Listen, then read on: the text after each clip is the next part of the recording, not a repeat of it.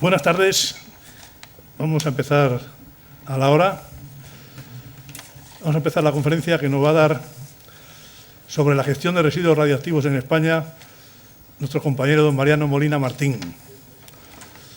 Mariano Molina Martín es ingeniero industrial por la Escuela Técnica Superior de Ingeniería Industrial de Madrid, diplomado en Planificación Energética por la Universidad Politécnica de Madrid y funcionario de carrera del Cuerpo de Ingenieros Industriales al servicio del Ministerio de Industria y Energía. Desde 1990 trabaja para Enresa, la empresa nacional de residuos, en donde ha desempeñado los puestos de jefe de Departamento de Comunicación y jefe de Departamento de Estudios Internacionales. Actualmente es jefe del Departamento de Relaciones Internacionales. Su trabajo en el sector de la energía comenzó en el 1981. Ha sido delegado del Gobierno en Red Eléctrica de España, vocal en la Oficina de Compensaciones de Energía, OFICO, y profesor de Economía de la Energía en la Escuela de Ingenieros Industriales de Madrid. En su trabajo en Enresa ha dirigido varios proyectos de asistencia técnica a terceros países, consistentes en la implantación de soluciones de gestión de residuos radiactivos. En concreto, ha trabajado en la Federación Rusa, Ucrania, República Checa, Hungría, Bulgaria, Letonia, México, Cuba y Perú. Participa también como expertos en comités especializados de la Organización Internacional de la Energía Atómica, OIEA, y de la Agencia de Energía Nuclear, de la OCDE. Desde 1999 forma parte de la Asociación Internacional de Derecho Nuclear, que reúne a algunos de los mejores especialistas en esta actividad a nivel mundial. Desde el 2005 es el presidente del Grupo de Trabajo 5 de esta asociación, dedicado al análisis e investigación de la legislación sobre residuos radiactivos en los países presentes en la isla. Imparte también clases sobre derecho de los residuos radioactivos en la European Nuclear Energy Leadership Academy de Múnich, de la Unión Europea.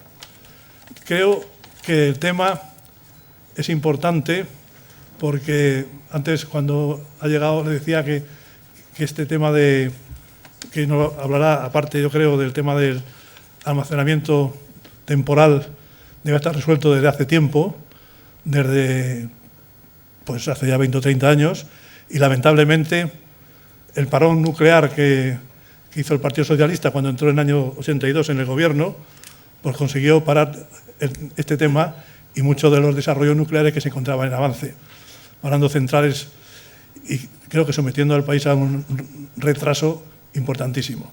Entonces, afortunadamente parece que ahora se ha puesto otra vez en marcha con el nuevo gobierno. La aprobación del almacén de Villar de Cañas creo que es una buena noticia para todos, así como la revocación de la paralización de la central de Santa María de Garoña. Así que yo creo que es un tema suficientemente atractivo para que le escuchemos con atención y que nos diga cómo nos encontramos en estos momentos. Mariano, tienes la palabra. Gracias, Alfredo, y buenas tardes a todos. En primer lugar, dar gracias a la Asociación de Ingenieros Industriales de Madrid por esta oportunidad de contar un poquillo lo que es el sistema español de residuos. Y, en segundo lugar, a mí me sirve para mucho porque me quita un cierto complejo de culpa. Yo soy miembro de la Comisión de Energía del Colegio de Ingenieros Industriales de Madrid desde hace ya unos cuantos años y soy de esos que está en la lista. Y cuando digo en la lista, pues en la lista. Lo siento y creo que se ha portado el colegio por alguna serie de temas mejor conmigo que yo con él. Entonces, el que me ofreciera la posibilidad de hablar aquí me ha venido de perlas. Me siento nuevo, me siento aliviado, ya creo que el balance está más compensado, pero en todo caso, encantado de estar aquí. Yo le he dicho a Alfredo que iba a contar una anécdota y la voy a contar. Me fastidia mucho empezar las presentaciones a la americana contando una anécdota, un chiste, pero es que esta ha sido una verdadera casualidad. Yo conocí a Alfredo Vigara hace 30 y algún año, y no vamos a decir de qué siglo, ¿no? Y le conocí porque cuando yo oposité para ser del Cuerpo de Ingenieros Industriales de Industria, pues él estaba en el tribunal. Y entonces fue una tarde del mes de mayo, con un calor parecido a este, a las 4 de la tarde yo hice mi examen oral, saqué mis bolas, y entonces una de las bolas era el tema de la energía nuclear, que yo le llevaba bastante bien preparado. Bueno, yo eché mi speech allí, por los otros temas, no sé qué, conseguí mantener al tribunal despierto, alguno daba una cabezada con el calor, la comida y tal. Y cuando llega el turno de preguntas, pues Alfredo levanta la mano y me dice, yo era un pipiolo entonces con 26 o 27 años, me dice, ¿me puede decir usted dónde está el único almacenamiento de residuos radiactivos en España? Digo, sí, señor, en la Sierra Albarrana. Entonces manda narices, como dicen los castizos, que después de esos 30 y pico años, 20 y tantos de mi vida profesional haya sido los residuos radiactivos, y yo creo que fue un poco, no sé si la maldición o la bendición de Alfredo la que me encaminó al tema. Bueno, contada esta anécdota, que yo creo que también es un homenaje a Alfredo como persona que ha estado durante muchos años involucrado en el servicio público, en la administración, y que todos conocéis su capacidad, un anécdota, homenaje, y vamos a hablar del tema que es el que nos ha traído a todos aquí. Yo os voy a contar aquí. Cuando la asociación me contactó, todo el mundo decía, háblanos del ATC, háblanos del ATC. Ya sé que el ATC está en todos los periódicos y es el tema de actualidad. Y es un tema que desde el punto de vista de nuestra profesión tiene un impacto importante y va a tener más todavía. Pero yo hablé con Javier Miranda, a quien también le doy las gracias por toda la organización y por su amabilidad al contactarme. Yo a Javier le dije una cosa, si hablamos del ATC tenemos que hablar de todo el sistema de residuos, porque es difícil entender el ATC si no hablamos de todo el sistema, y no solo de la parte tecnológica, que es la que nos gusta hablar a los ingenieros, sino vamos a hablar de todos los aspectos, porque un sistema de gestión de residuos radiactivos es algo muy especial. No voy a decir que único, pero sí es un sistema muy especial.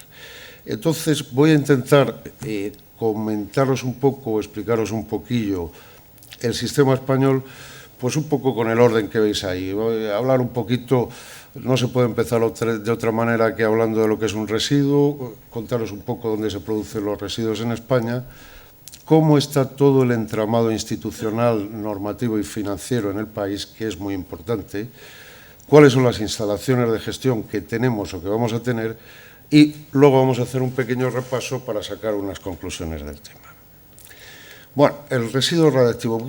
¿Qué es el residuo radiactivo? Esa es la definición oficial, digamos, es la definición que está contenida en la Ley de Energía Nuclear y la podéis leer. Dicho a lo llano, el residuo radiactivo es basura que tiene radiactividad por encima de un determinado contenido que dice el regulador o que dicen las autoridades. Bajo ese punto de vista, el residuo radiactivo como basura podría ser igual al resto de basuras, pero tiene un componente específico que es la radiactividad. Y la radiactividad y el residuo, los dos unidos, pues desde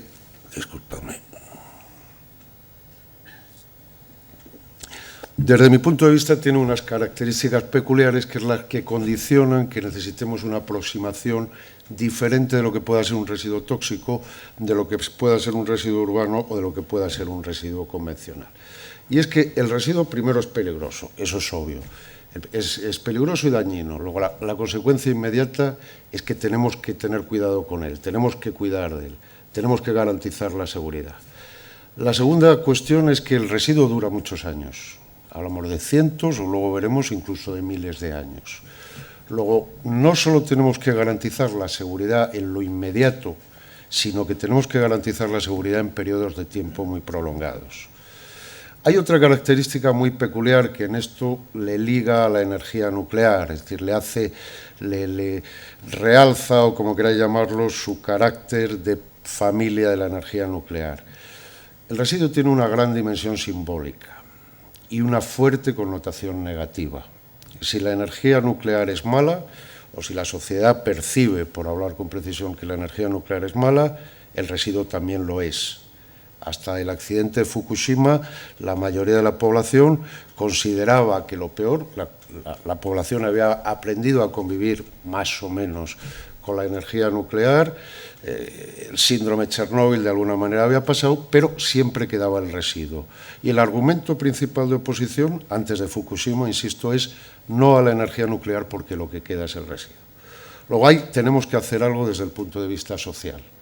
Es decir, es muy difícil adoptar soluciones de gestión de residuos radiactivos si la sociedad no lo acepta.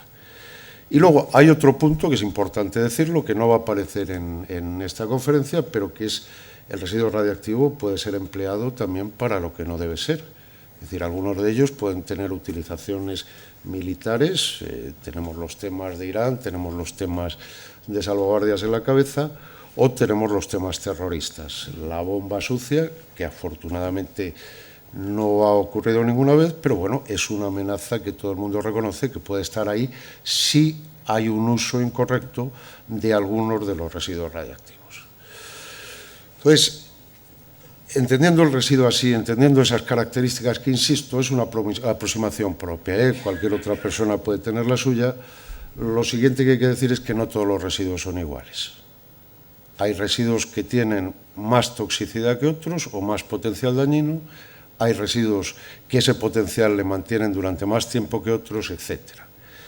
En España, donde no hay una clasificación legal de los residuos, y esto es importante, y creo que es uno de los grandes aciertos de este país y de los reguladores de este país, de los que están y de los que han estado, la clasificación que tenemos es una clasificación más con vistas a entendernos a nosotros que una clasificación que sea la ley la que la marque. ¿Por qué? Porque al final aquí ha triunfado el pragmatismo y lo que nos interesa es cuál es la mejor manera para que los residuos se les haga una gestión definitiva, para que se eliminen, para que se hagan inocuos, para que se aíslen del medio, como lo queráis llamar, de manera definitiva.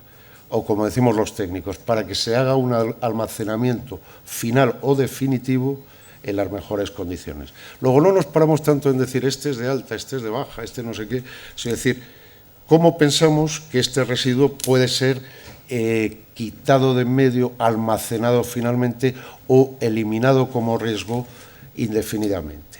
Entonces, volviendo a esa clasificación, yo os he presentado aquí la que es más común cuando nosotros hablamos, residuos de transición, pensar en cuando nos hacen una prueba en un hospital, eso que se elimina, que contiene baja radiactividad, que en poco tiempo esa radiactividad desaparece, con lo cual lo único que podemos hacer, o la mejor manera de gestionarle, es simplemente dejar que baje su radiactividad rápidamente y luego se trate como un residuo biológico o como un residuo de otro tipo. Residuos de muy baja actividad, que tienen muy baja actividad en el origen, pero que pueden tardar su vida media o su tiempo en bajar su contenido radiactivo a la mitad puede ser relativamente corto, 30 años, o por contra puede ser mayor. En el caso español, como lo veremos, tenemos unas instalaciones y tenemos una política, el Gobierno ha definido una política de almacenarlos definitivamente en la instalación del Cabril, mientras que para los residuos que tienen larga vida, y pensad, por ejemplo, en estériles que quedan de la minería o de la conversión del uranio, el sistema que se está adoptando ahora es estabilizarlos in situ, con una serie de barreras que nos garantizan durante un tiempo que eso no presenta riesgos ni para la población ni para el medio. Tenemos unos residuos que contienen un poquito más de actividad, que son los residuos de baja y media actividad, para los cuales, si su vida radiactiva es corta, tenemos también la solución en el Cabril, un almacenamiento definitivo, o residuos que tienen una vida más larga y, por poner un ejemplo, estaríamos hablando de algunos de los residuos que vendrán del reproceso del combustible nuclear de Vandellós en Francia, y para los cuales la mayoría de los países de la Unión Europea lo que quieren, o la solución que están persiguiendo, que han propuesto, sobre la que están trabajando, es el almacenamiento geológico profundo, el confinamiento para siempre en formaciones estables e impermeables, y para los cuales en España todavía no se ha adoptado, oficialmente el Gobierno no ha adoptado una decisión. Y luego tenemos los residuos, digamos, con más actividad, que son en general lo que llamamos residuos de alta actividad, o el combustible nuclear que se descarga de que se descarga de los reactores de las centrales nucleares. Que de la misma manera tenemos dos alternativas. O digamos, hay una alternativa que internacionalmente tiene reconocimiento, que es ese almacenamiento geológico en profundidad, y que en España oficialmente, aunque se ha trabajado en el tema, no hay una solución definitiva. Lo que sí hay es soluciones, o se prevén soluciones temporales, y ahí es donde encaja lo que os comentaba al principio, el ATC, que veremos luego. Bueno, situados así, la siguiente, siguiendo un poquito de lógica, sería ¿y dónde está el problema en España? Esta transparencia es para la gente que de verdad se quiera meter en el tema, que quiera dedicarse a estudiarlo o profundizar un poquito más, pero yo creo que esta es más fácil de entender, es más intuitiva. Ahí tenéis todos los residuos radiactivos con el parque nuclear actual, con las instalaciones, pequeñas instalaciones, hospitales, centros de investigación, etcétera, actuales, y con otra serie de instalaciones, todos los que se producen en el país, los generadores. Tanto los generadores a los cuales ya se le ha realizado una gestión definitiva o muy cerca de que sea definitiva, como los que actualmente, porque son operativos, siguen produciendo residuos. El más importante, el que más aporta, obviamente, las centrales nucleares. Lo que veis, los 8 reactores que están todavía en funcionamiento, con aproximadamente casi 8.000 megavatios. 2 centrales nucleares que están en proceso de desmantelamiento, la central de Vandellós 1 y la central de Zorita, que se cerraron, una en el año 90, la otra en el año 2006, y que actualmente se están desmantelando de acuerdo con nuestro mandato legal, con nuestro ordenamiento. Una planta de fabricación de combustible propiedad de Nusa, que está en la provincia de Salamanca, en Juzgado, y 800 pequeñas instalaciones radiactivas, insisto, hospitales, centros de investigación, empresas industriales, etcétera, que producen pequeñas cantidades de residuos. Ahí hay otros que ahora hablaré, que es importante.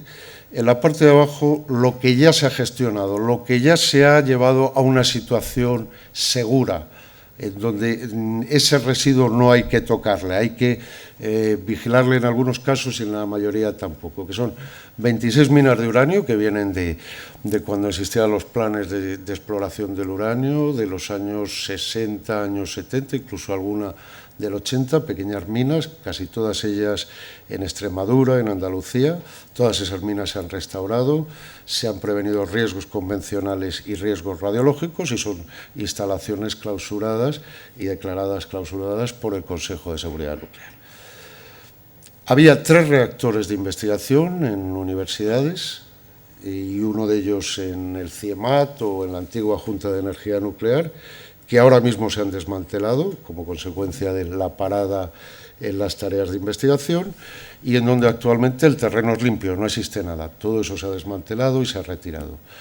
Y 3 plantas de conversión de uranio, una en Badajoz, otra en Salamanca y otra en la provincia de Jaén, que a su vez se han desmantelado, se han estabilizado todos los estériles que había a consecuencia del proceso, y las fábricas han desaparecido completamente.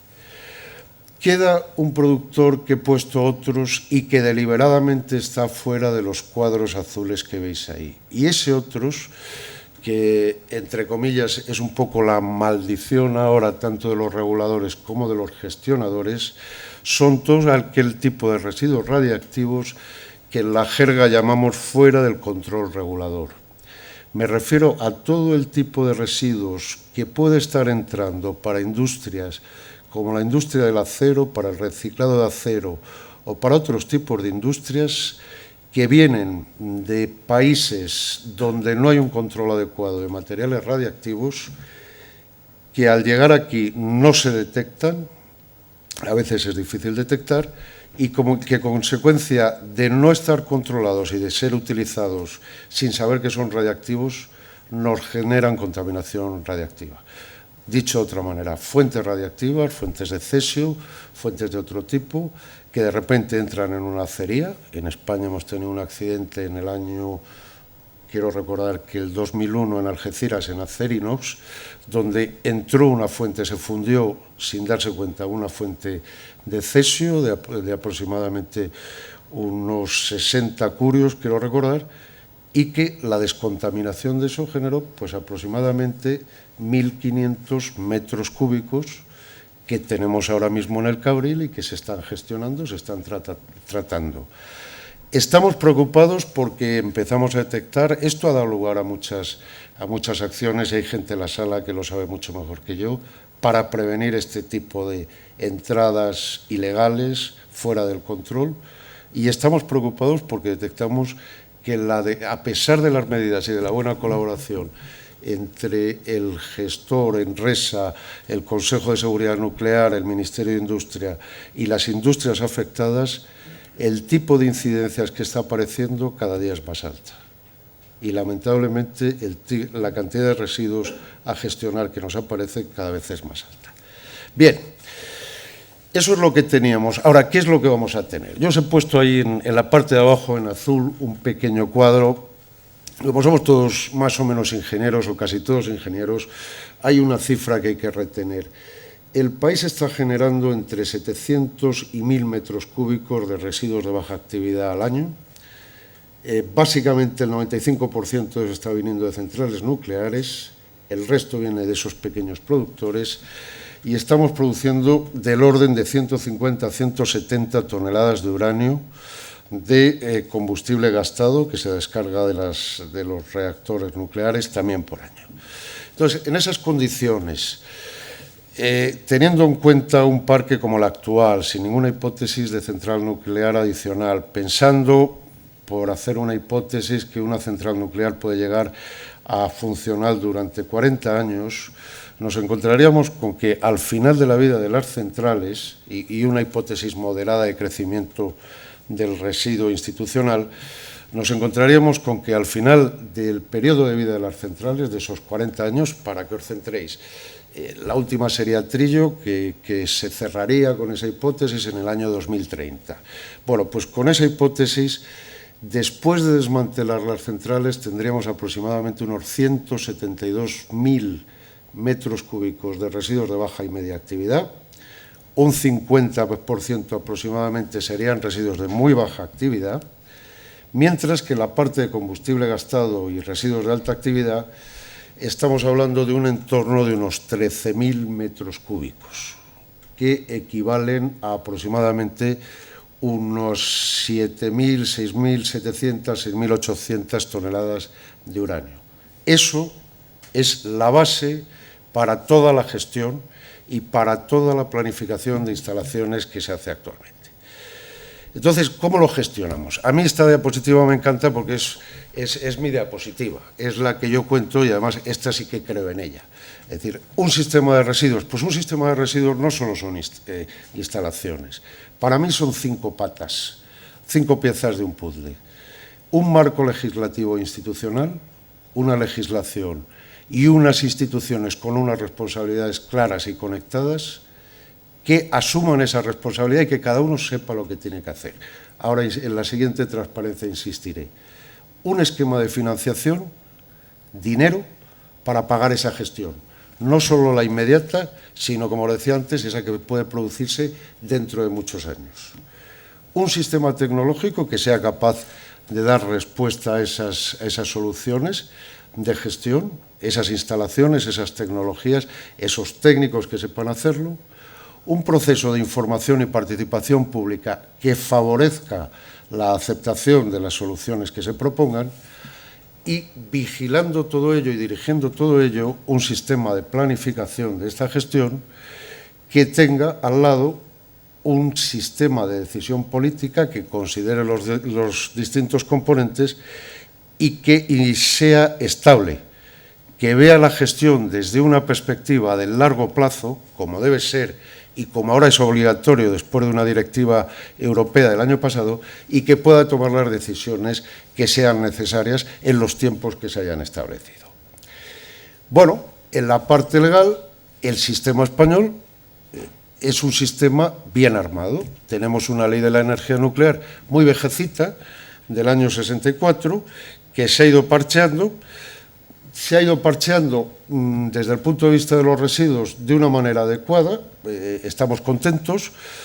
Ahora, cuando esta directiva europea del año pasado nos piden que la transponen, pues cumplimos aproximadamente el 98% de lo que pide la directiva. Lo cual quiere decir que la ley, desde el punto de vista de los residuos radiactivos, funciona y es buena. Y tiene sus apañetes, tiene sus parches que han ido saliendo esporádicamente y otros que han sido contenidos en otras leyes también de alto rango, como la ley del sector eléctrico del 97, o como la ley de hidrocarburos, o como las leyes del Consejo, de creación del Consejo y de actualización del Consejo. Y básicamente esa ley tiene algo muy importante. En el sistema español tiene una cosa muy importante. Primero dice que la responsabilidad primordial, y pido disculpas por la palabreja, que a mí no me gusta, que la han traducido del inglés y que yo no encuentro otra, y el que encuentre otra, por favor, que me ayude, que la responsabilidad primaria, primera, primordial, de arranque de la gestión recae en los productores de residuos. Ellos son los responsables de que cuando se origina el residuo se sepa dónde está el residuo, cuánto hay, cómo se va a tratar, cómo se va a comunicar a las fases sucesivas de la gestión y además son los que tienen que pagar su gestión, desde el origen hasta el final, hasta la gestión definitiva. Pero la ley española establece otra situación que es importante y es que la gestión de los residuos, desde el momento en que el productor lo produce, es un servicio público esencial reservado a la titularidad del Estado. No estamos hablando de comunidades autónomas, no estamos hablando de municipios como en otro tipo de residuos, sino que estamos hablando del Estado. El Estado es el que tiene que proporcionar ese servicio público y además la titularidad es suya. Y la tercera pata, que es la que me atañe a mí más de cerca, es que esa titularidad del Estado o esa función de servicio público, el Estado se la encomienda a una empresa pública que es Enresa, que es quien en la práctica implementa ese sistema. Eso, para mí, es lo más importante porque ahí está claramente definido quién tiene la responsabilidad de que, salvo una que no está aquí y que aparece a continuación. Todo eso en el sistema español se organiza así. Tenemos funciones de control, tenemos funciones de regulación y licenciamiento, tenemos funciones de hacer política, de definir la política de residuos, de gestionar técnicamente y financieramente, de controlar empresarial. Y para eso hay un entramado, no os perdáis con las cajas, que no son tantas. Esta transparencia viene todo el mundo, porque si no pones a todo el mundo, cuando lo presentas siempre hay alguien que se enfada y dice, oye, que no pones a la SEPI. Bueno, no, pues lo ponemos a todo. Pero aquí hay 4 patas que son fundamentales. Una pata que es el Gobierno a través del Ministerio de Industria, que es quien hace la política. Otra pata que es el Consejo de Seguridad Nuclear, que es quien controla y supervisa y además regula la seguridad nuclear y dentro de ella la de los residuos, quien licencia las instalaciones. Y las otras 2 patas son los productores de residuos, esos que os decía que tienen la responsabilidad primordial, y Enresa, que es la que implementa las soluciones de acuerdo con los productores, siguiendo la política del Ministerio de Industria y bajo el control, la supervisión y las condiciones de regulación y licenciamiento del Consejo de Seguridad Nuclear. En el caso español, os he puesto el Ministerio de Medio Ambiente porque interviene también en los procesos de licenciamiento, digamos en la parte convencional. Tenemos Enresa, por sus condiciones de creación, está participada por 2 grandes bloques de organismos, por el Ministerio de Hacienda a través de la SEPI, con un 20%, y por el Ministerio de Ciencia y Tecnología a través del CIEMAT, que hizo su aportación de capital en forma de instalaciones en el origen de Enresa, y estos 2 componentes de la Administración española lo que hacen es el control de la gestión empresarial de Enresa. El control de la gestión, insisto, de la gestión de los residuos como tal, está llevado por el Ministerio de Industria, que es el Ministerio de Tutela, y por el Consejo de Seguridad Nuclear, que es quien supervisa el cumplimiento de condiciones de seguridad. Todo este rollo, deciros, tenemos un marco institucional. En España hay un marco institucional, es importante decirlo. Cada uno sabe lo que tiene que hacer, cada uno sabe cómo tiene que emplear sus responsabilidades en relación con los otros, y todo ello bajo alguien que dicta las directrices. Y esto es lo importante. Si hubiera, cuando aparece un residuo que no tenemos controlado, el sistema funciona. Cada uno sabe lo que tiene que hacer. Cada uno es capaz de coger el residuo y darle la mejor solución para que sea inocuo. Y ese es el marco institucional. Yo os meto esto, que es mi morcilla de publicidad, porque yo trabajo para Enresa y lo tengo que contar. ¿Enresa qué hace? Pues mira, lo que tenéis ahí. Desde que el residuo sale del productor, y suele salir pronto, salvo en el caso del combustible gastado, hablaremos, tenemos que hacer todo. Desde el punto de vista técnico, todo. Tenemos que tratar, acondicionar los residuos, buscar los sitios donde los vamos a almacenar, operar esas instalaciones, organizar los sistemas para recoger. 800 centros pequeñitos, en Enresa nos dan más problemas los pequeños productores, los hospitales y los pequeños, que no las centrales nucleares, porque estamos hablando de 8. Y estamos hablando de gente que está preparada para eso. Ahora vete a un hospital y hay que contarle muchas cosas muchas veces, ¿no? Eso lo hace Enresa. Cuando hay que desmantelar centrales nucleares, también. Somos una de las pocas agencias de gestión de residuos en el mundo que no solo gestiona los residuos, sino que optimiza la gestión. Desmantela la central nuclear. Cuando una central nuclear se cierra, el propietario, el operador, nos cede la licencia a Enresa. Y Enresa desmantela la central. Y cuando la central está desmantelada, devolvemos las llaves a la empresa eléctrica, al productor. Con lo cual, está optimizado el binomio desmantelamiento, se producen residuos, almacenamiento final o tratamiento lo lleva Enresa. Tenemos la misión también de acondicionar estériles de minería de uranio en ciertas circunstancias, coordinar todos los planes de I+D que son fundamentales para poder hacer gestiones adecuadas y algo que para mí es importantísimo, gestionar el fondo para la financiación de los residuos radiactivos.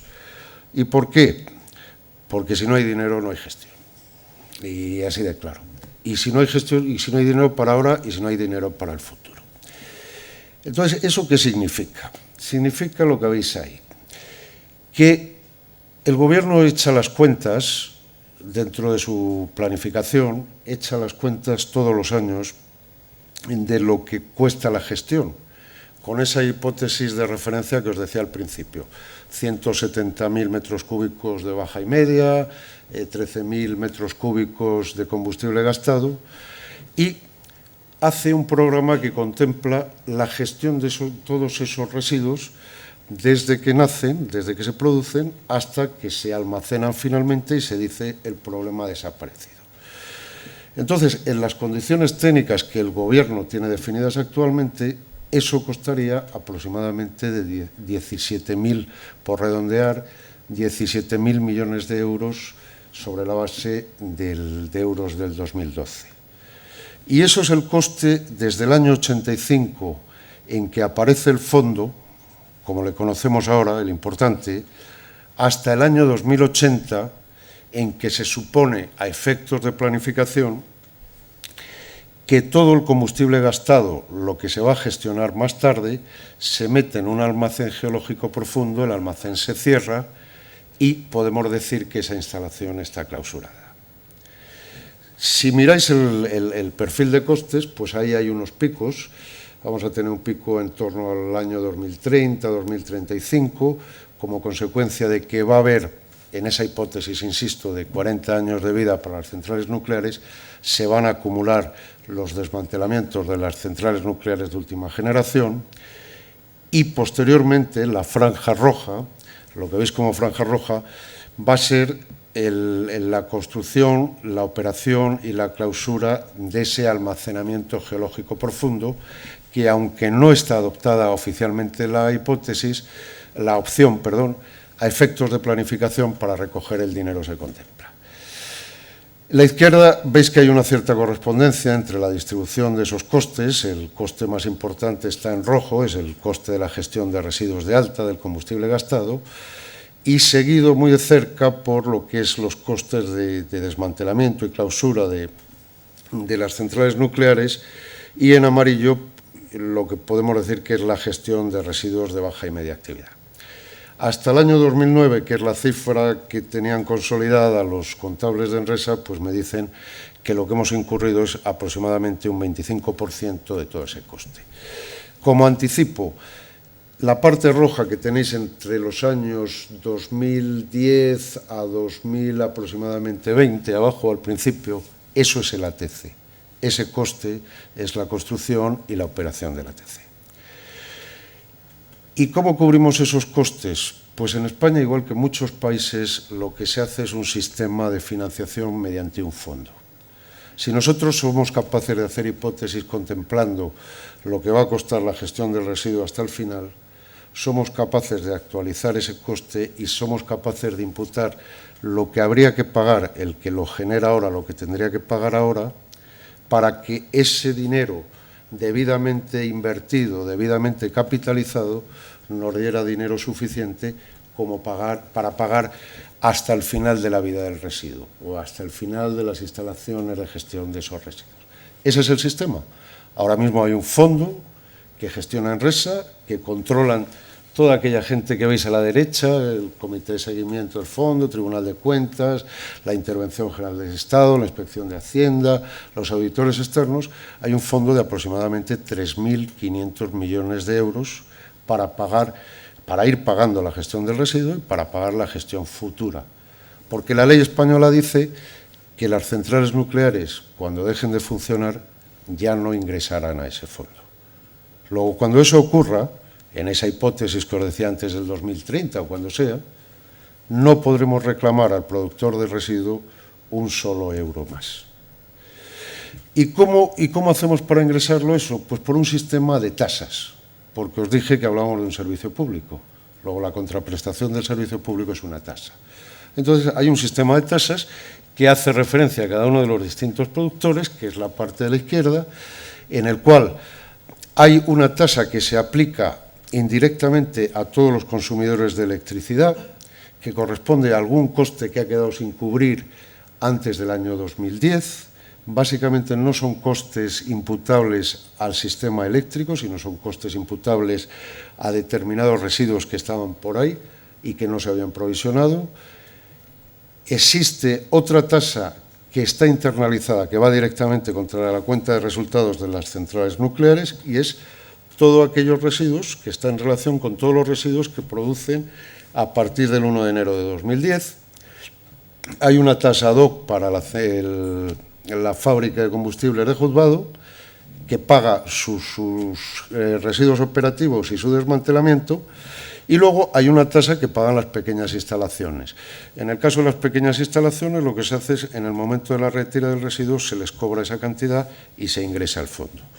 El resto, insisto, se acumula en el fondo se invierte mediante una cartera de inversiones financieras con unas condiciones fijadas por la ley, y el dinero que no gasta se va capitalizando en ese fondo. Conclusión, como decía antes, tenemos un sistema financiero para cubrir la gestión. Un sistema financiero que entiendo que es bueno, que está saneado y que además permite la posibilidad de ajustar las desviaciones, porque estamos haciendo previsiones a muy largo plazo sobre temas que en algunos de los puntos, sobre tecnologías o sobre soluciones, que en algunos de los puntos tienes grandes incertidumbres, como pueda ser la solución funcional final del combustible. Tenemos dinero y tenemos un sistema de planificación para que marche todo esto. Tenemos un sistema de planificación que se concreta en el Plan General de Residuos Radiactivos. El primero fue en el año 87, ahora mismo estamos en el sexto, que es del año 2006, y es esperable que tengamos un nuevo plan en un periodo breve de tiempo, probablemente a lo largo de este año. ¿Y qué es lo que hace el plan? El plan es el documento de política y estrategia del Gobierno español en gestión de residuos. Es un documento del Gobierno. Es un documento que en lo técnico redacta Enresa, propone al Ministerio de Industria. El Ministerio de Industria, sobre la base técnica, añade consideraciones de otro tipo, que ahora por ley informa el Consejo de Seguridad Nuclear, en el punto de vista de la seguridad y de las opciones mantenidas, y que una vez que pasa todos estos trámites, aprueba el Gobierno, hace suyo y además comunica al Parlamento. Y ahí está toda la estrategia. Y no solo está la estrategia, sino que Enresa no puede gastar un duro en ninguna cosa que no esté contenida en el plan. Y esto es importante y os diría que somos el único país en Europa ahora mismo que está condicionado por eso. Si algo no está contenido en el plan, si no ha tenido esa gestión, esa información, esa discusión, no se puede pagar un solo euro del fondo.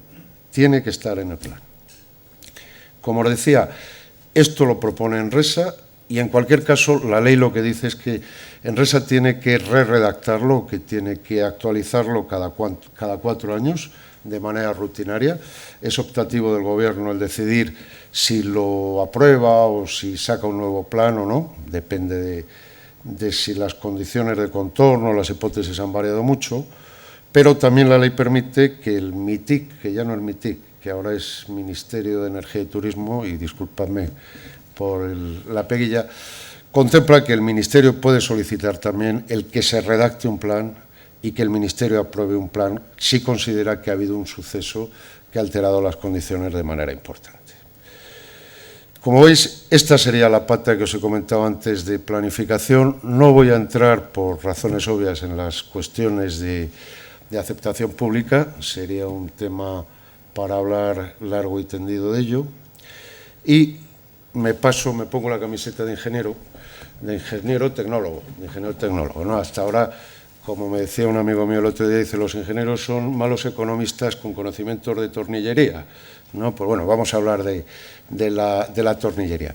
La tornillería en España, en el tema de los residuos radiactivos, yendo un poco por esa clasificación que os hacía de corrientes de residuos o de tipos de residuos, para los residuos de baja y media actividad tenemos el tema solucionado. Tenemos una instalación que es un referente mundial, que es el Cabril. Una instalación que empezó a funcionar en el año 92, que tiene capacidad para 50.000 metros cúbicos, para almacenar 50.000 metros cúbicos, que puede tratar 10.000 bidones por año, que es de las pocas instalaciones, yo diría que es casi la única, que tiene además un laboratorio de caracterización dentro de la instalación, de manera que siempre podemos saber qué lleva ese bidón que aparece con los residuos, y que lo que está basado es un sistema de confinamiento durante 300 años mediante barreras de ingeniería. Si veis, disculpadme porque no tengo nada para señalar a distancia, si veis la foto, el gráfico que está abajo a la derecha, pues ahí veréis que la unidad primera donde viene el residuo es ese bidón de 220 litros que va inmovilizado, que va acondicionado en el interior para que confinar el residuo, para crear una primera barrera que a su vez se aloja dentro de un contenedor de hormigón, y ese contenedor, que son cada uno de esos bloquecitos que veis ahí dentro, se aloja dentro de una, a su vez también inmovilizado con mortero, se aloja dentro de una de esas celdas que veis allí, que corresponden a las que se ven arriba vacías, en la foto de arriba, o en las que se ven abajo una vez llenas y una vez tapadas. Todo el sistema en operación se realiza en el Cabril con un sistema de techador móviles, de manera que siempre evitamos que entre agua. El agua siempre es el gran enemigo del residuo, el que le puede disolver, sacar al exterior, etcétera. Y toda esa instalación funciona de esta manera. Insisto, un Cabril considerado como un referente. Esta os la he puesto para el que quiera entrar más en profundidad. Aquí se ve conceptualmente lo que es el Cabril, incluso se entiende mejor cuando el Cabril esté lleno cómo se va a recubrir mediante un sistema de capa de cobertura. Un sistema que al cabo de 300 años permitirá que ese emplazamiento, como decimos los del sector, sea liberado, se pueda utilizar en principio para cualquier tipo de uso sin ninguna limitación o ningún tipo de restricción radiológica. El sistema es interesante porque permite también, aquí lo veis, está concebido para que pueda haber durante todo ese periodo de tiempo una inspección de estas celdas donde se alojan los residuos y ver si durante ese tiempo ha habido algún tipo de fuga, ha habido algún tipo de escape, básicamente mediante aporte o intrusión de agua. Pero el Cabril hace más cosas. El Cabril está preparado, podemos hacer todo en el Cabril. Podemos acondicionar los residuos, los podemos reducir en volumen, los podemos incinerar, podemos fabricar los contenedores e introducir dentro los bidones con los residuos. Podemos inmovilizar también y, por supuesto, la fase posterior que os he contado, llevarlo al almacenamiento final. Pero hay otra solución muy buena para el Cabril.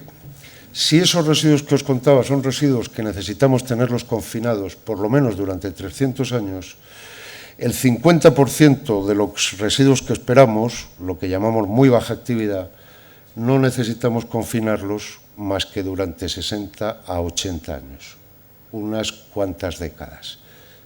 Residuos de muy baja actividad, que no necesitan unas estructuras con una capacidad de durabilidad o de resistencia como las otras. Tenemos otra instalación para estos residuos, que es un sistema tipo cubeto, veis en esta fotografía de aquí, un cubeto aislado del medio mediante una serie de barreras impermeables, básicamente de arcilla, con unos sistemas de drenaje, como los que se ven ahí, con un sistema de acondicionamiento de residuos sencillo, simplemente en grandes bolsas que se van colocando separadas por capas de impermeabilización, y en el cual actualmente tenemos una de las celdas, uno de estos cubetos, con capacidad para 30.000 metros cúbicos, aunque tenemos autorizado por el Consejo de Seguridad Nuclear y el Ministerio de Industria el construir 3 celdas más para llegar a almacenar 130.000 metros cúbicos. Conclusión, esta transparencia que os enseñaba antes, la parte de la izquierda está solucionada. Esa parte, lo único que tenemos que hacer es ir gestionando el residuo según aparece. Tenemos el sitio para guardar el residuo y tenemos las condiciones y las tecnologías para guardarle. Bien, ¿y qué pasa con la otra gran corriente de residuos, la de alta? Bien, la política española para la gestión de residuos de alta actividad y de combustible gastado, en su arranque, contempla una gestión temporal, intermedia. Os estoy hablando de hace mucho tiempo, dentro de las propias centrales. El combustible se descarga del reactor, lo metemos en la piscina actúa, el agua actúa como un blindaje, va decayendo la radiactividad, disipamos el calor y eso está ahí.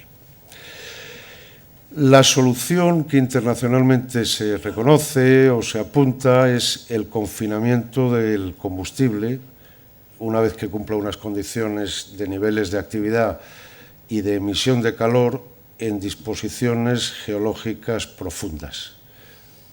Es decir, a unos 700 metros en rocas tipo granito, tipo arcilla o tipo sal, que son impermeables, que sabemos que la geología nos explica que no han tenido entradas de agua durante mucho tiempo, las entradas son muy reducidas, que tienen estabilidad tectónica, estabilidad sísmica, y entonces todos los países de la OCDE, o la mayoría de los países de la OCDE, trabajan en buscar esta solución, buscando todo el desarrollo tecnológico que permita adoptar ese tipo. Ese almacenamiento en profundidad, introduciendo el combustible gastado, que además es un residuo que emite calor a diferencia de los otros, y se pensaba y se sigue pensando que esa es la solución definitiva. Hasta el punto de que ahora mismo Suecia ha pedido licencia para un emplazamiento de este tipo a su regulador, Finlandia está pidiendo la licencia también, pero el gobierno ha dicho que esa es su opción, Francia lo está haciendo, Inglaterra está buscando un sitio para hacerlo, Canadá está buscando un sitio para hacerlo, y Estados Unidos, que tenía un sitio, ha decidido no seguir adelante por una decisión independiente de la presidencia del gobierno, de la presidencia Obama. Bueno, tenemos el origen, tenemos el final. Entre esas dos posibilidades, ¿cuál ha sido la estrategia española? Se me olvidaba, no tenemos todavía ninguna instalación geológica en funcionamiento.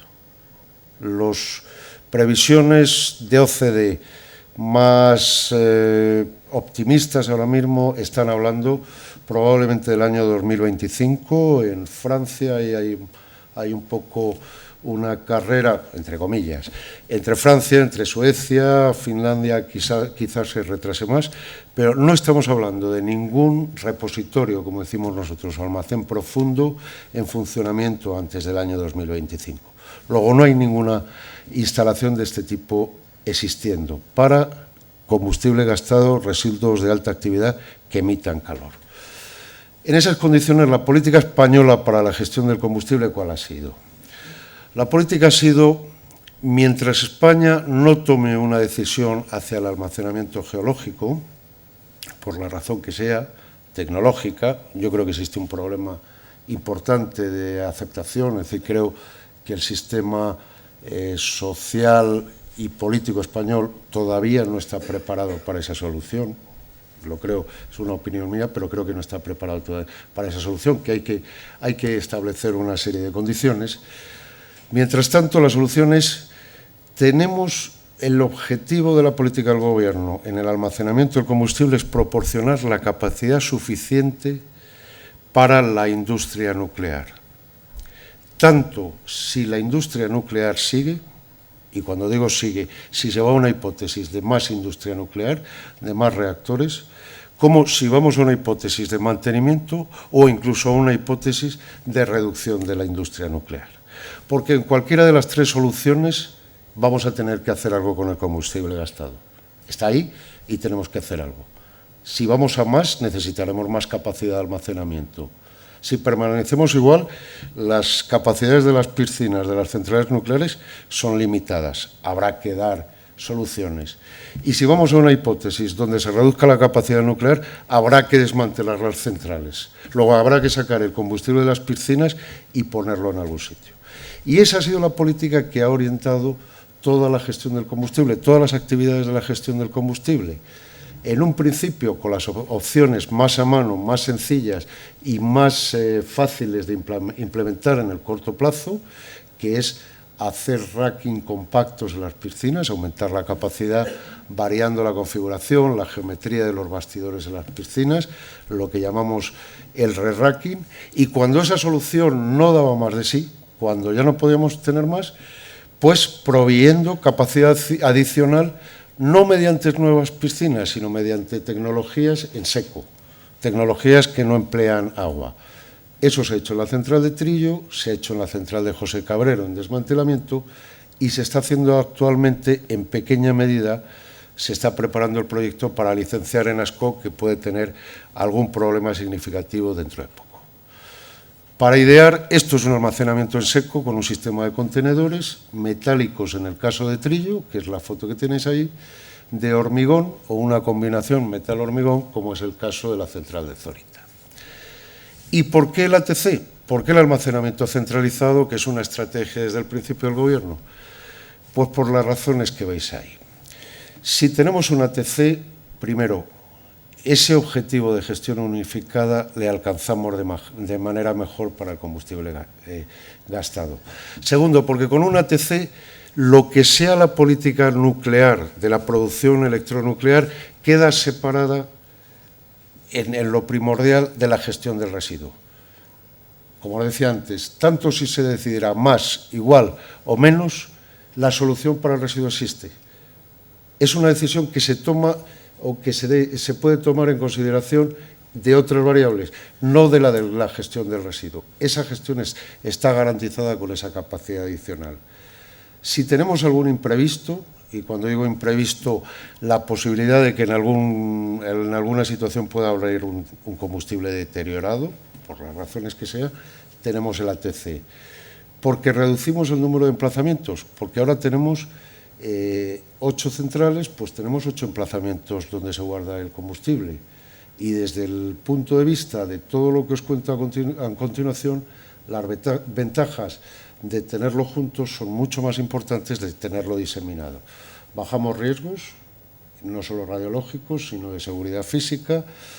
Podemos liberar los emplazamientos de las centrales clausuradas, de Zorita y de la central de Vandellós, porque podemos volver a traer los residuos que tenemos en Francia y por los cuales estamos pagando un dinero, como es los residuos del reprocesamiento de Vandellós, y porque todo esto nos optimiza económicamente el sistema. estamos hablando de reducir los costes de todo el sistema con esta solución en un entorno de un 40 o un 50%. Por eso esta es una política que se ha defendido desde el año 87. Siempre en los planes de residuos se ha dicho necesitamos un ATC. Con independencia del color del gobierno, todos los gobiernos han dicho queremos el ATC, queremos el ATC, queremos el ATC. Y cuando han dicho queremos el ATC, a partir del año 2000 esto ha cobrado un vigor diferente. Hasta el año 2000 era algo que estaba en ese documento de política, pero que en el año 2004 tiene ya una concreción más importante, más visible en todas las distintas actuaciones que se producen, lo mismo en el Congreso de los Diputados como en Consejos de Ministros. Yo no me voy a extender en esta transparencia, que es todo lo que ha pasado desde el 2004 hasta que se ha designado a Villar de Cañas como el emplazamiento del ATC. Esto para quien lo quiera conocer o lo quiera leer. El ATC, lo único insistir o remarcar que ha salido después de un proceso de convocatoria pública voluntaria para todos los municipios o para casi todos los municipios de España, y que ha tenido un aspecto para los que hemos estado en este tema de los residuos muy agradable. Hemos tenido 14 municipios que han sido capaces de pedir el ATC para ellos. A la larga se redujeron a 8 porque había 6 municipios que no cumplían las condiciones de la convocatoria, pero ha habido 8 municipios, no solo municipios nucleares, sino municipios que en la vida habían tenido nada que ver con centrales nucleares, que han optado a este sistema. La decisión final, la sabéis, la adoptó el gobierno actual a finales de diciembre, poco después de tomar posesión. Ha sido que el sitio donde construir el almacén, el ATC, es Villar de Cañas, en la provincia de Cuenca, a unos 130 kilómetros de Madrid. El ATC que estamos pensando, os estoy contando algo que estamos haciendo.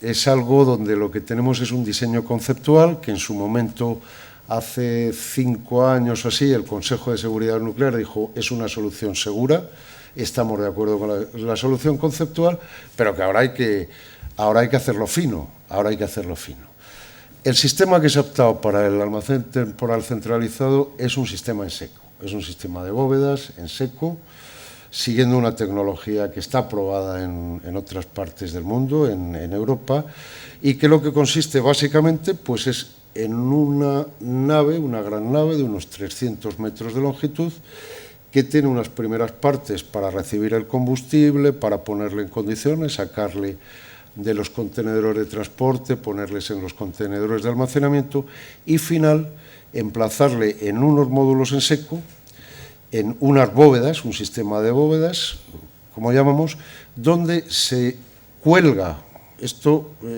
perdonadme que lo simplifique tanto, pero sería casi como un secadero de jamones. Lo que tenemos es el combustible colgado en esas bóvedas, lo que permite que haya, por un sistema de ventilación natural, no forzado, una corriente de aire que nos va refrigerando, va evacuando el calor que sale del combustible gastado. Y en el ATC el combustible gastado estará el tiempo que sea necesario hasta que seamos capaces de implementar una solución definitiva. En el momento que esa solución definitiva exista, lo que se hará es retirar el combustible gastado y los residuos de alta actividad del ATC a ese almacén geológico o a la solución final que en ese momento se haya decidido. El ATC no solo guarda combustible gastado, sino que el ATC lo que guarda también es residuos de baja y media actividad y larga vida. Está preparado para ello creo que lo tenemos, pensaba que lo había traído, en una instalación o en una parte de esta instalación que está adjunta, separada de lo que es la parte del combustible gastado. Y el ATC es más. En ese proceso de aceptación pública el compromiso es, vamos a hacer un ATC y un centro tecnológico asociado. lo que se trata no es de llevar a Villar de Cañas solo el ATC, sino llevar un centro tecnológico que lo que permita es centralizar la investigación y complementar la investigación de altura sobre combustible gastado y residuos radiactivos. Lo que vamos a tener en Villar de Cañas, dicho de una forma sumaria, reducida, para el centro tecnológico es una serie de laboratorios, uno de ellos nuclear, donde vamos a poder manipular combustible, vamos a poder cortar combustible, vamos a poder analizar combustible, vamos a poder saber de las características y del funcionamiento a largo plazo del combustible y de otro tipo de residuos, que va a estar pegado a la instalación, y vamos a poder tener una serie de laboratorios convencionales donde se pueda trabajar en los laboratorios en todas aquellas soluciones o de procesos como las que ya existen actualmente, que haya que verificar, que haya que mejorar tecnologías de monitorización o que haya que mejorar tecnologías de proceso, hasta aquellas otras partes como puedan ser los materiales o los prototipos industriales que están más ligados a la propia gestión del ATC. Los materiales aquí son críticos por el periodo de tiempo que va a estar funcionando o por la necesidad de I+D en soluciones futuras, en soluciones de almacenamiento o de gestión final. Se me ha olvidado comentaros el ATC, la solicitud que se hará, la hipótesis que más se maneja, es que una vez que esté operativo pueda funcionar durante 60 años, aunque las condiciones de diseño se está preparando la ingeniería para que eso esté diseñado aproximadamente unos 80 a 100 años. Es el margen de tiempo que nos damos. Y el conjunto ATC va a tener otra parte, que es un parque empresarial. Y el parque empresarial es una forma de conseguir valor añadido a la zona de Villar de Cañas, porque creemos que los dos procesos anteriores, el de almacenamiento, el de investigación, pueden generar empleo y pueden generar empresas en la zona. La idea es anexo, este conjunto de tres patas, es un parque empresarial que tenga un vivero de empresas, para pequeñas empresas dar servicios comunes o dar servicios base a aquellas empresas que se puedan establecer allí, y una zona industrial donde pueda haber un desarrollo de industrias conexas con la actividad del ATC y que a raíz de esa actividad tengan posibilidades en otros sectores o en otros mercados. Y todo esto teniendo en cuenta que estamos hablando de una inversión para el conjunto de las tres patas de ATC, centro tecnológico y parque empresarial de aproximadamente unos 800 millones de euros. Estamos hablando de que esto pueda estar operativo en el año 2017. El reto actualmente es llegar en este año a presentar la solicitud de licenciamiento de autorización al Consejo de Seguridad Nuclear, al Ministerio de Industria. Creemos que durante la fase de construcción vamos a tener entre 300 y 500 trabajadores. El ATC se va a construir de forma modular, no se va a hacer todo el ATC, porque lo que queremos es lo antes posible quitar presión sobre las centrales, empezar a retirar y a transportar combustible de las centrales, de manera que en el año 2017 pudiera estar la primera fase, que sería aproximadamente un tercio de la capacidad del centro, en 4 años conseguir construir la segunda parte, el segundo módulo, y a los 4 años poder tener en operación el tercer módulo. Entonces, en esas condiciones, la idea es tener unos 150 trabajadores durante la fase de operación y teniendo en cuenta que para evitar gap, para evitar lagunas o para evitar bajadas en el empleo, hay esas condiciones que os comentaba, una superposición entre la fase segunda de construcción que se produce a la vez que se está operando la fase inicial. Todo ello con cargo aquí, pues, al dinero que hay en el fondo. El fondo está el dinero para hacer el ATC, tenemos el dinero para cometer esos 800 millones y será el dinero del fondo el que pague el ATC. En ningún caso estos 800 millones de euros van a suponer una carga para el Estado, van a ser pagados con cargo al fondo, que os comentaba, alimenta a los propios productores de residuos. Y no vamos a aburrir más a la gente, ¿no? Pero bueno, vamos a echarnos flores también, ¿eh? Os he puesto unas conclusiones que son comercialoides, pero que no por eso yo las creo. Y como persona que lleva las relaciones internacionales de Enresa, las estoy vendiendo todo el día por el mundo y no solo vendiendo. Hacemos proyectos vendiendo esta moto, vendiendo este sistema, diciendo a la gente por ahí, yo acabo de lanzar un proyecto en México para que México siga un sistema como este, que cumple todos los estándares europeos, todas las garantías de seguridad, etcétera. Y llevamos mucho tiempo vendiéndoselo a países como Ucrania, países como Bulgaria, todos los que os ha leído Alfredo al principio. Entonces, para daros una idea de dónde estamos, de qué es lo que ha hecho el sistema, he hecho esta transparencia, para que veáis un poco cómo ha evolucionado el sistema, qué es lo que se ha conseguido y qué son las cosas que faltan. Y he tomado un origen, por tomar un origen, más que nada. Y he tomado un origen que puede ser una gran fiesta para el sector nuclear. Fiesta en el sentido de algo importante como parte de nuestro entramado institucional, que es la ley de creación del Consejo de Seguridad Nuclear de 1980.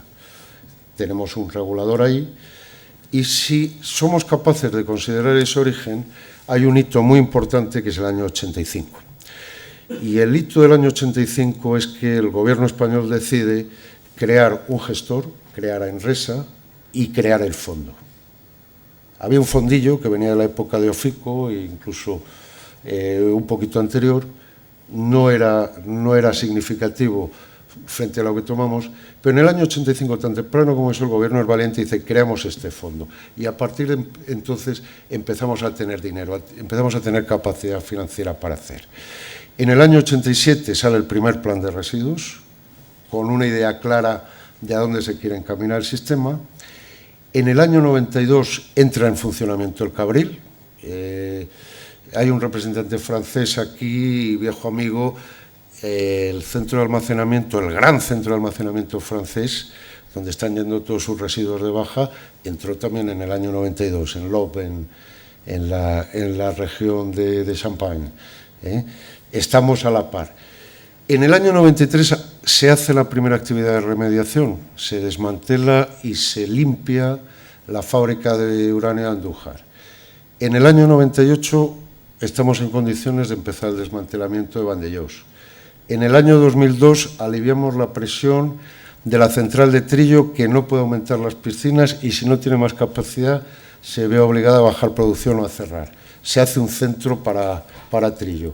En el 2006 empieza a funcionar el centro de muy baja actividad del Cabril, que nos quita presión sobre la otra parte de la instalación y que nos permite además que todo el desmantelamiento se haga fluido, porque estos son residuos sobre todo de desmantelamiento.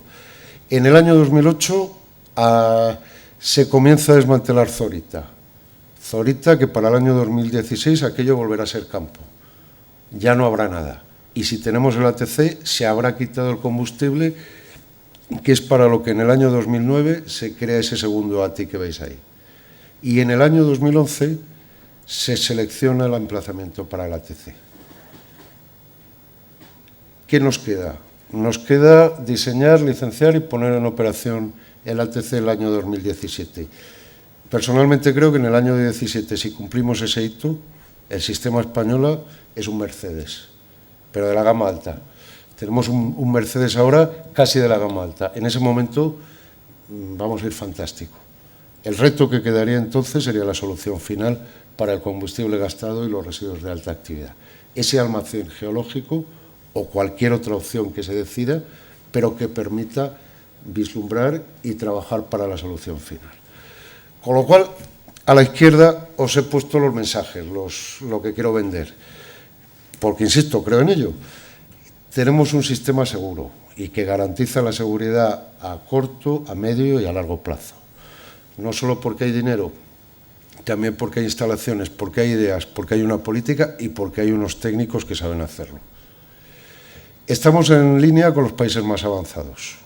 Lo único que me tendría que callar yo respecto a algún país europeo de esos que os he señalado antes es esa decisión política y esos trabajos al camino del almacenamiento geológico. Tenemos mucho andado, tenemos conocimiento sobre el tema, pero no está decidido. Tenemos un sistema de disposición final de residuos de baja y de muy baja y de baja y media actividad, asunto liquidado. Eso lo único que hay que hacer es operar y cuando llegue el momento clausurarlo como Dios manda.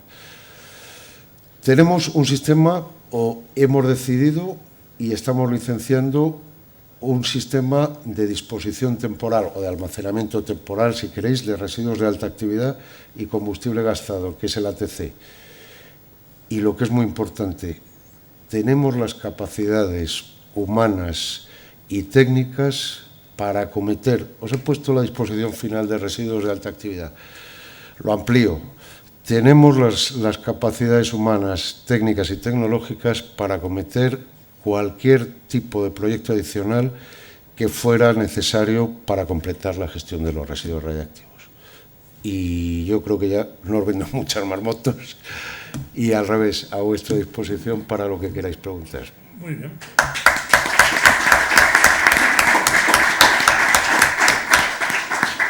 Pues Mariano, yo creo que ha sido una conferencia formidable, nos ha encantado, por lo menos a mí me ha encantado.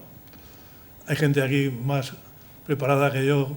Tenemos aquí a la antigua presidenta del Consejo de Seguridad Nuclear, que podrá decirlo, pero creo que has dado una visión muy clara de cómo estamos bastante avanzados. Y yo creo que son las 8:15, vamos a tener un cuarto de hora de preguntas. Y voy a leer, porque es que ha llegado una desde Segovia. Se conoce que ahora se han dicho, ¿por qué no hemos puesto aquí nosotros el ATC al lado del Alcázar?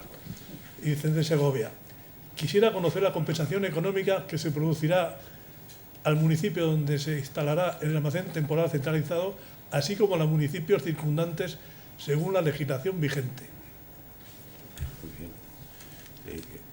¿Yo a dónde miro ahora? Porque miro al ordenador, es lo malo de esto de lo digital. Yo sigo mirando al público y vamos a ver. La compensación económica al municipio. Vamos a ver, el sistema español, la legislación española, lo que tiene es un sistema, a mí no me gusta la palabra compensación, además en la legislación no existe, sino de incentivos económicos para aquellas localidades que estén en el entorno de los centros de almacenamiento de residuos. Entonces, esto funciona lo mismo para la zona alrededor del Cabril, como actualmente para las zonas que están alrededor de las centrales nucleares, que son centros de almacenamiento de residuos, de las zonas alrededor de centrales en desmantelamiento, que también son centros de almacenamiento de residuos, y se producirá para la zona alrededor del ATC, de Villar de Cañas. Y esto lo regula la legislación y es un incentivo que tiene en cuenta un término fijo, por ser instalación, y un término variable en función de la cantidad de residuo, combustible, lo que sea, que está entrando cada año en la instalación. Esto está regulado por un por una orden ministerial del Ministerio de Industria, y quiero recordar que la última es del 2003. Si el oyente o el vidente, si quiere más detalles, no hay ningún problema, se lo puedo especificar. Y ahí está establecido lo que son los baremos para cada una de las categorías de instalaciones. En el caso de Villar de Cañas depende obviamente de cómo vaya a ser el ritmo de operación. Para nosotros operación significa de ir almacenando combustible allí.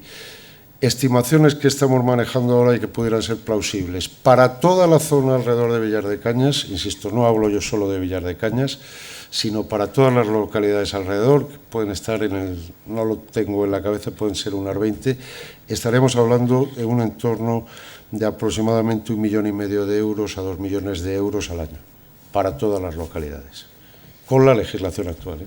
Bueno, he visto por ahí, hay un compañero nuestro, que es el señor Onduvilla, que va todos los sábados a Montalvo, que es un pueblo que no sé si está cercano a Villar de Cañas, a jugar al mus y esas cosas, y va a estar preocupado lo que le va a afectar las instalaciones a Montalvo. ¿Se puede decir algo?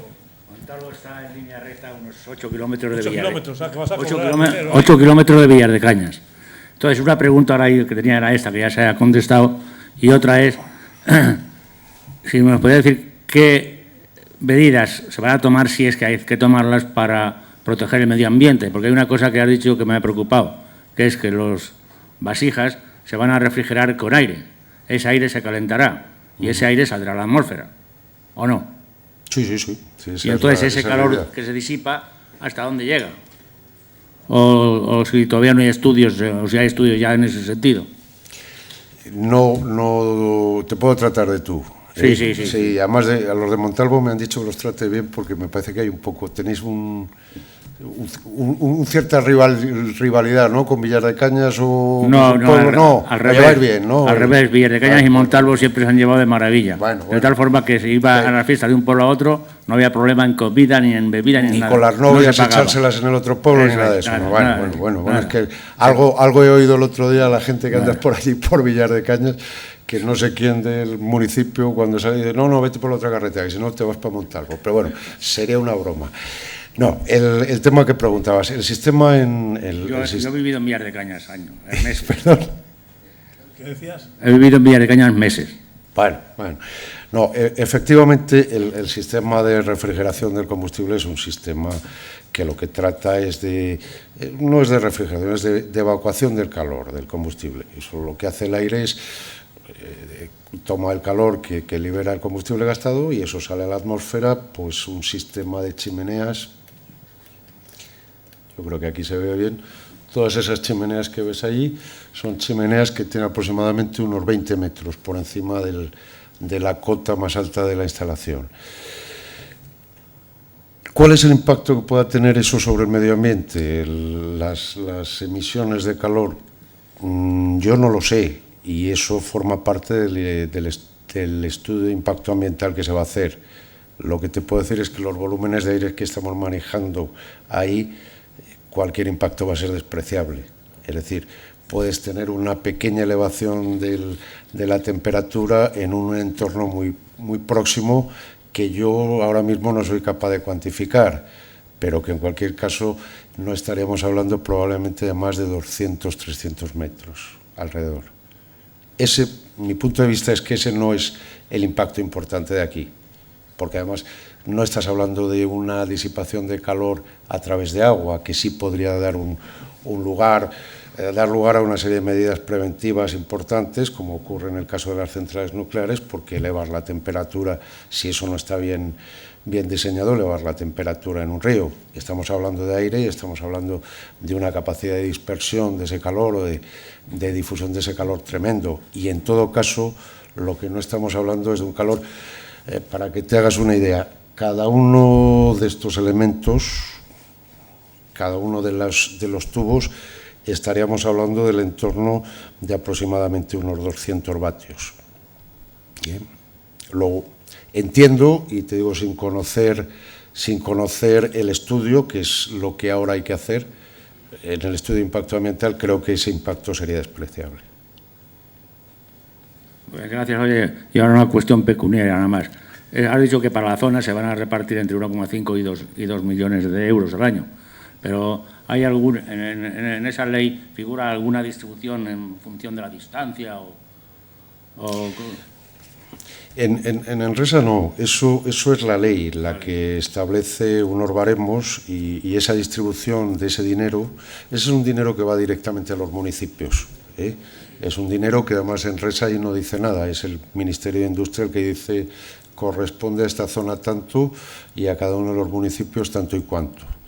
Entonces, lo que dice la ley es que ese dinero va en función de la proximidad de la base del radio que hacemos para el reparto es la instalación, es el centro de la instalación. Y ese dinero va para cada población pues en función de la distancia, la proximidad a la instalación y luego de la densidad de población de cada uno de los municipios. Quiere decir que a igualdad de habitantes, los municipios que están más alejados, en este caso me parece que es un radio de, lo digo de cabeza, que hace mucho que no ando yo con este tema, de 10 a 15 kilómetros aproximadamente. En ese radio, todo municipio que tenga un trocillo de terreno entraría en este reparto. Pero esa es la condición. Luego, para repartir, ya depende del área que tengas dentro de ese círculo y de la población que tengas dentro de ese círculo. Muy bien, gracias.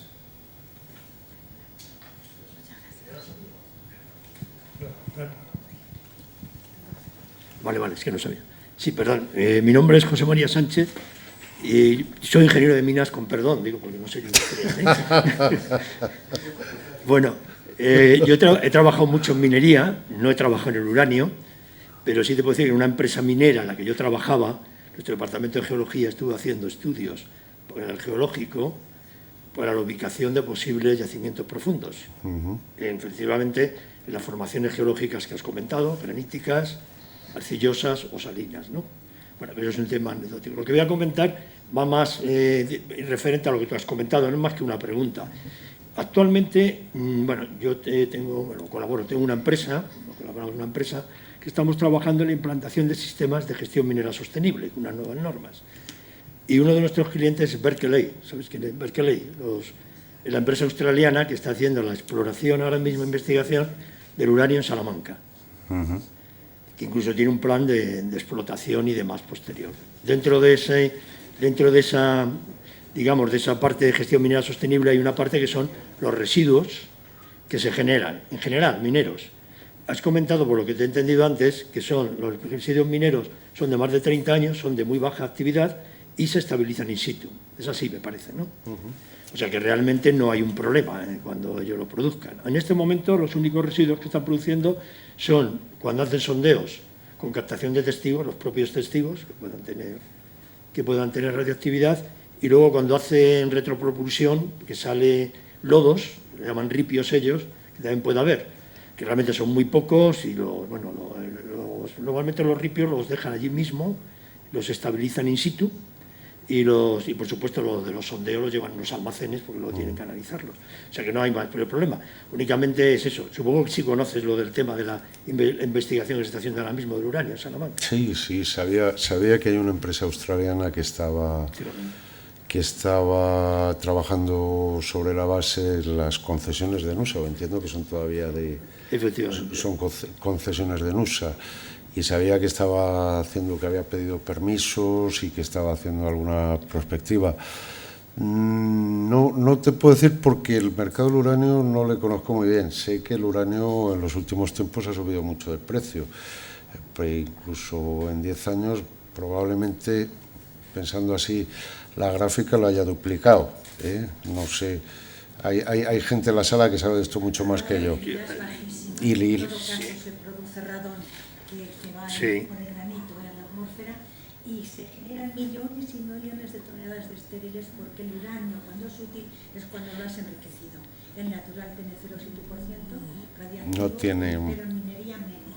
Por lo tanto, y quizá mañana nos has dicho que esto es una instalación pasiva y que realmente el riesgo que pueda existir es absolutamente nada, que han sido muy desafortunados y muy torpes los municipios que no han querido acometer esta instalación, porque lo importante no es lo que ellos reciban, en un radio de 20 kilómetros se reparten los municipios, sino la inversión, 700, 800 millones de euros y los puestos de trabajo, ¿no?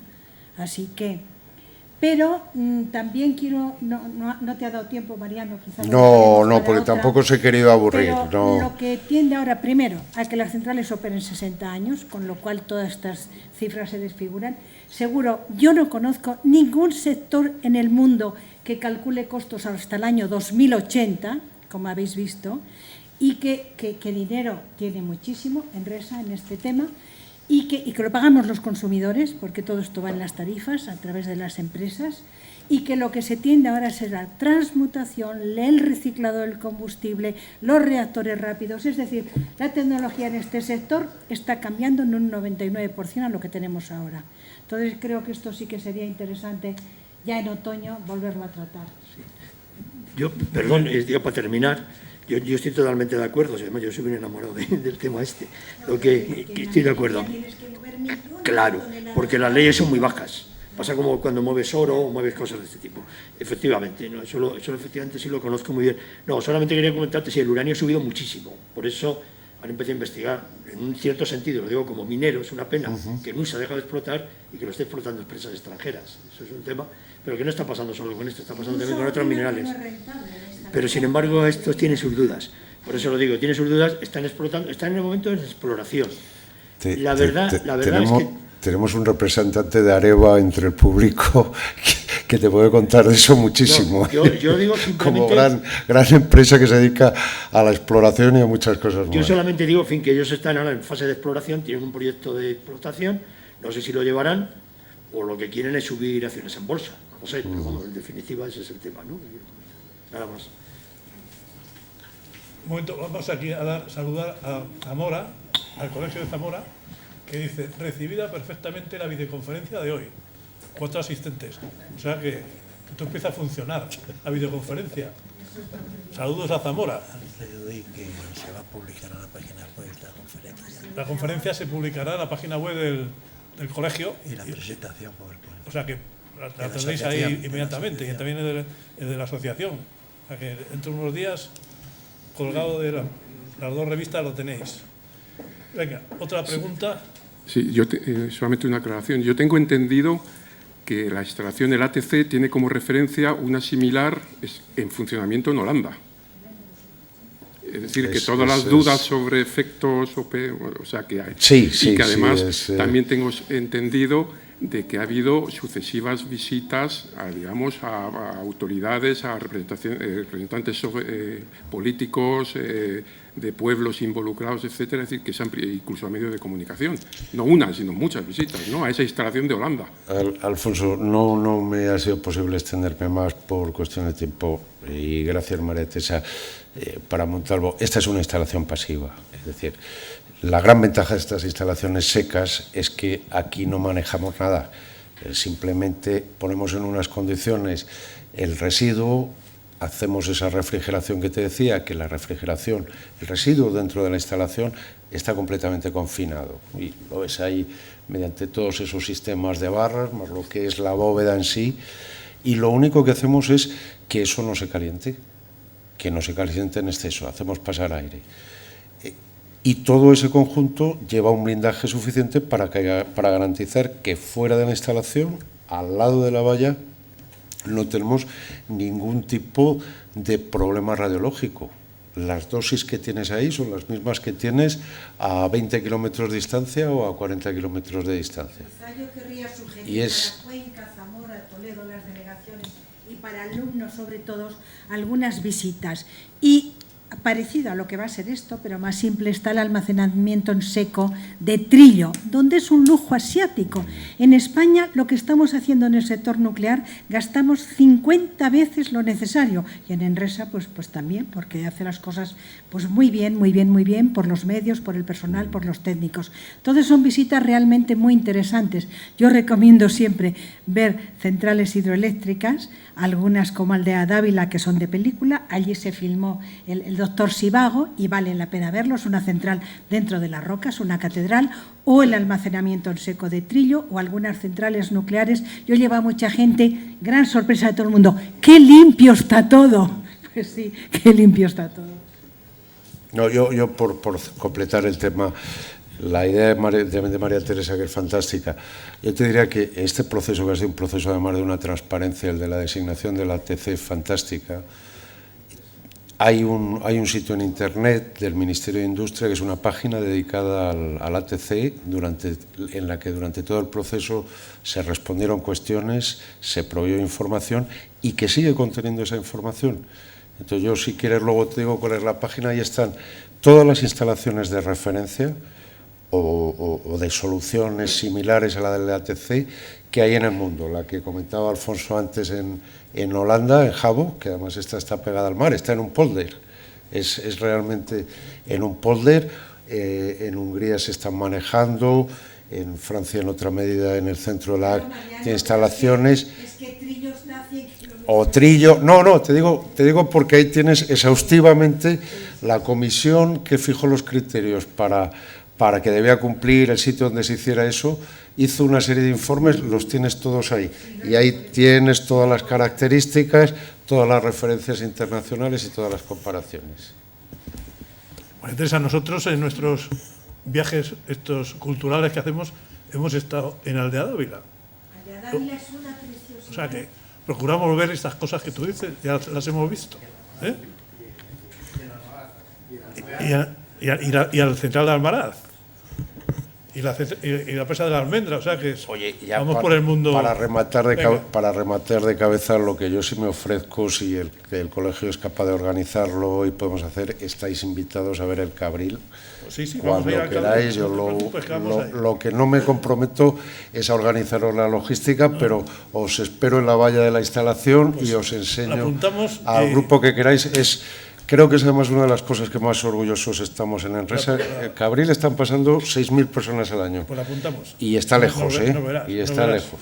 Lo verás por ahí. Entonces, bueno, pues os una invito. última pregunta, o cerramos y vamos a tomar un vinito arriba para celebrar que hemos salido ilesos de los residuos. Pues muchas gracias a todos y ahora si queréis subir aquí a la planta segunda.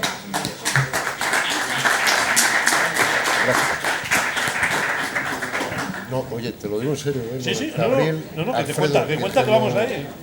Si nosotros, Lo del... o sea, si hacemos excursiones... No, pero sí es que además es nuestra política, que es... Mira, toma una cosita, como no pagamos, por lo menos nos damos unos obsequios. Estaba justo en la de la que tenía Joaquín, ¿sabes? Tengo dos, además. Creo que Joaquín tiene una hermana también, Antonio. Hacemos Cabril y Córdoba otra vez. Mariano, adiós, que me tengo que ir. Adiós. Un beso a toda tu gente y a Isabel. Venga. Sí. El problema es que en todas las universidades, pero la única forma de que he montado una el plan hizo casi quiso fuera socialista entonces la idea de Caña yo todo se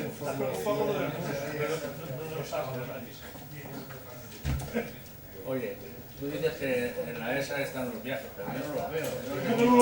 No lo veo. En la revista sí, pero en la ESA no. No te llega